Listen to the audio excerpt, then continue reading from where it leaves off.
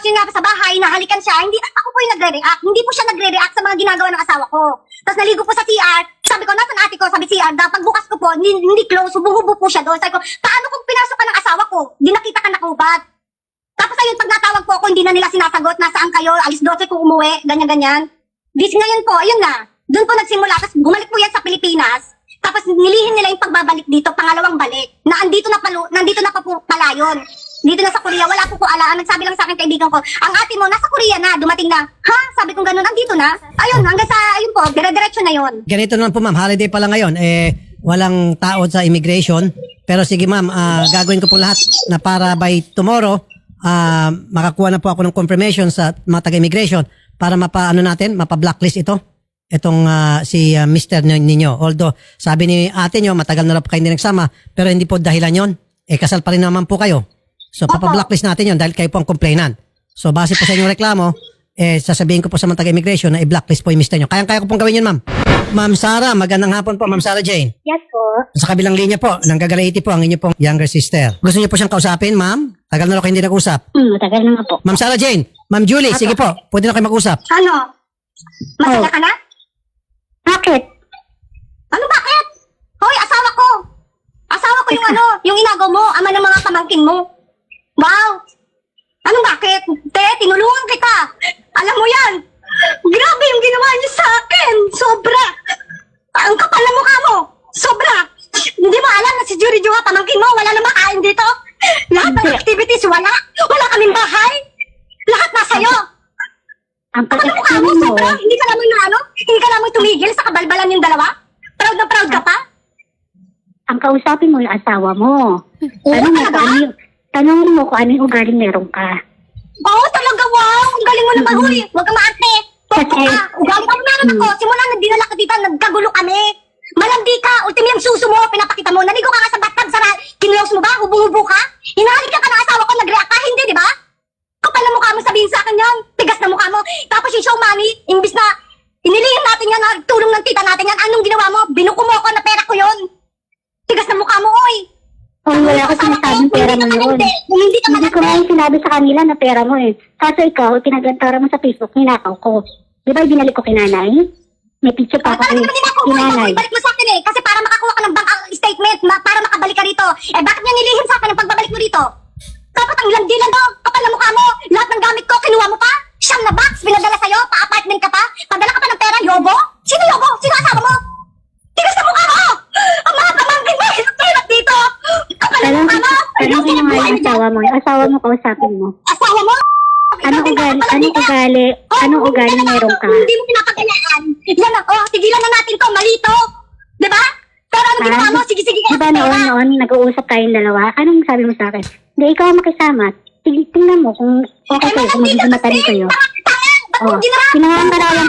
Pinapangaralan kita, kaso hindi ka marunong makinig. Ma'am Sarah Jane. Kasi kanina paulit-ulit niyo po sinasabi, kausapin mo ang mister mo. Mukhang mali po ata yung mga sinasabi niyo doon para sa inyong kapatid. Dapat po, kausapin yung konsensya niyo. Kayo po, yung konsensya niyo. Kapatid niyo po yan eh. Dapat po, hindi niyo tinatalaw yung kanyang mister. Dapat po, kayo po, dapat ma'am, kayo po mismong iwas. Kaso ma'am, pinapatulan niyo po eh. Alam niyo naman po na mali yun. Hindi niyo po dapat pinatulan yung kanyang mister sapagkat yan po ay mister ng inyong kapatid. At pati yung mga pamangkin po ninyo, nadadamay dito. Huwag niyo po sabihin na kausapin yung mister niyo. Dapat po ma'am, sorry kausapin mo ang konsensya mo ma'am. Ma'am, dapat huwag niyo na pong patulan tong si Mr. Ho. Eto ma'am, gagawa ko ng paraan para hindi na siya makapagbakasyon dito. Para ma-blacklist na po siya. O, paano yan?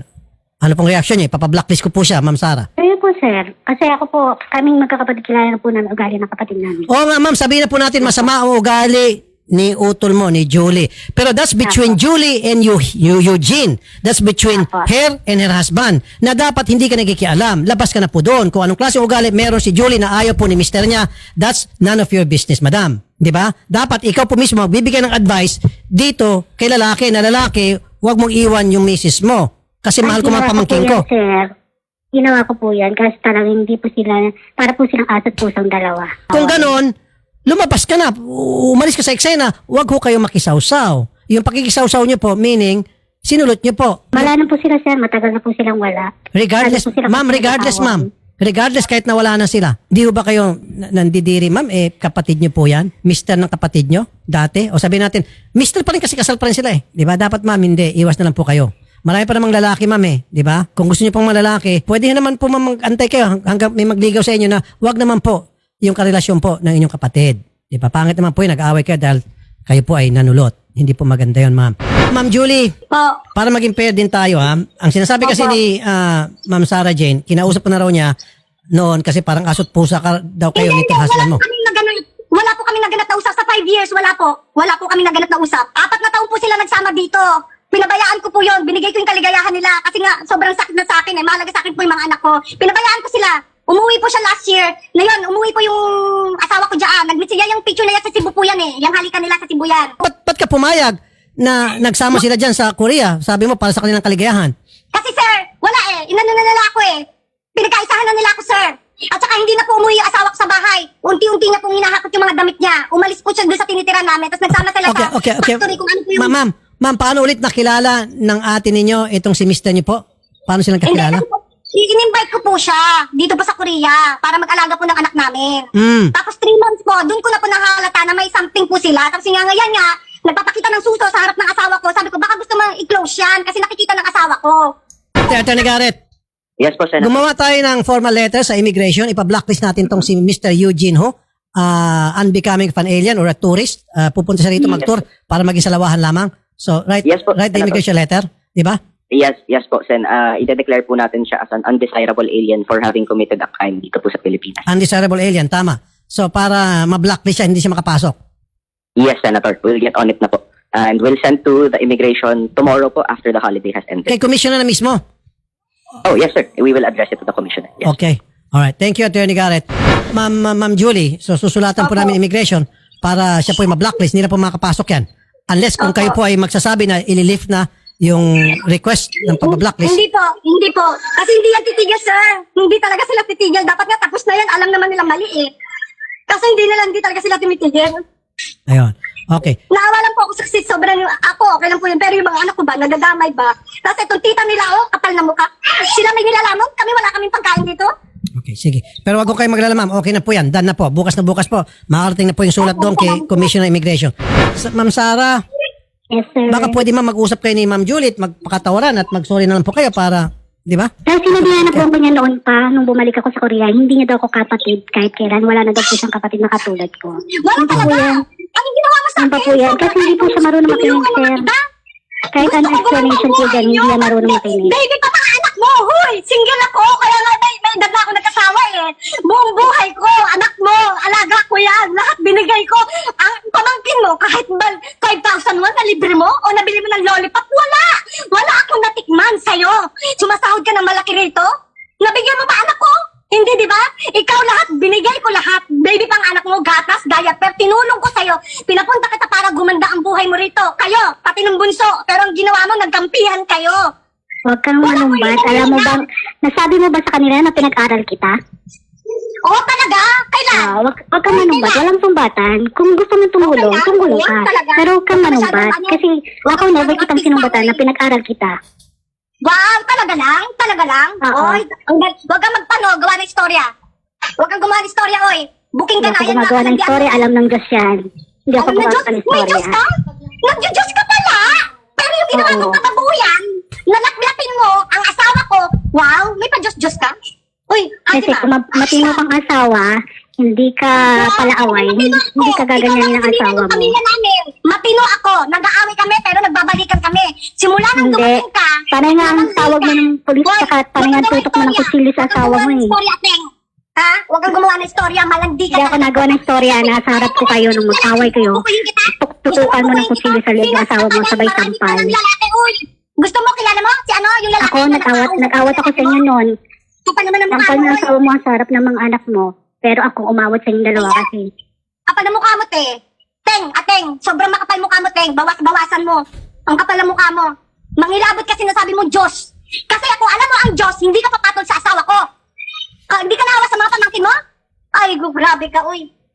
Kalat ka na, actually, kalat ka na naman dito eh. Kalat ka na rito kahit saan ka sinasama ng asawa ko, sa simbahan, kung saan kami nagsisimba. Kalat ka na doon, huwag ka mag-alala. Kalat ka na sa Korea. Ha? Anong sabi nila dito? Ang daming foreigner dito, nasa base pa kami. Ba't hindi ka umanak ng kano? Bakit asawa mo pa yung pinatos? Bakit asawa ko pa yung pinatos mo? Di ba? Wow, mahiya ka naman, huwag ka mag-Diyos-Diyos. Hindi mo alam ang ibig sabihin ng Diyos. Ha? Huwag ka mag-sinungaling. Ang galing mo Sinama ko lang. Since mabablocklist na po namin, Ma'am Julie, yung husband ninyo for being an undesirable alien, so sana po, kalimutan nyo na pong pass nyo, magbati na lang kayo bilang magkapatid. Pwede ho ba yun? Ewan ko, sir. Hindi ko alam. Okay na? Hindi ko kaya, sir. Hindi ko kaya, promise. Hindi ko kaya. Ewan ko, hindi ko kaya talaga. Tapos ngayon, mga kasinungaling yung sinasabi. Ma'am Sarah Jane, for Yes, the po, second sir. time, ang akin na pong request, baka pwede po mag-sorry kayo, baka patawarin po kayo ni Ma'am Julie at bumalik na po yung dati yung magandang relationship na nagtutulungan. Total, Ma'am Julie naman, hindi naman makakabalik na si Mr. Mo dito. So magbati na lang po kayo. Okay lang po ba? Sa akin, sir, walang problema yun. Yun. Baka po pwede niyo po umpisahan na mag-sorry, Madam Sarah Jane. Kahit naman po mag-sorry ako sa'yo, hindi nang tatanggapin. Kilala ko po yung kapatid ko. Malay niyo po, ma'am. Why don't we try it? One more time. Malay niyo po. Total, yung gusto niya mangyari, pinagbigyan na namin na susulatan may immigration para hindi na siya makabalik dito, itong si Mr. niya. So, doon pa lang nakita ko mukhang satisfied na po si Ma'am Julie. Go ahead, just try. Mag-sorry po kayo. Mas marami pa nga po yung ginawa sa akin, masasakit, sir eh. Huwag ka na magsinungaling. Na ang dami mong sinungaling. Okay na, hindi na maawa to. Sige, Hindi na, sir. Ma'am, okay na ma'am. Ma'am, gusto ko kayong pagbating. Kaya lang, mukhang ayaw ata mag-sorry ni Ma'am Sarah Jane. Kaya uminit ang ulo nitong isa. Kasi kung napakumaba si Ma'am Sarah Jane, baka tatanggapin Ma'am Julie. Sa nakita ko. Nag-aantay lang kita ko yung, yung reaction agad ni Ma'am Julie na hinihintay niyang mag-sorry. Nung hindi mag-sorry, nanumbat pa. Kaya sumiklab na ulit itong isa. Wala mangyari dito ngayon. Hindi natin mapagbati ito today. Not today. Maybe some other days. Some other time. Okay. Salamat na lang po muna, Ma'am Sarah Jane. Sa time na binigay niyo sa amin, Ma'am Sarah Jane. Opo. Salamat At po. Ma'am Julie, wag niyo ibaba ang telepono. Kasi kukunin namin yung mga details na yan para maibigay po namin sa mga taga-immigration, yung passport niya, name, everything, na para ma-blacklist. Salamat po, Ma'am Julie. Magandang hapon po, Madam Julie, ha?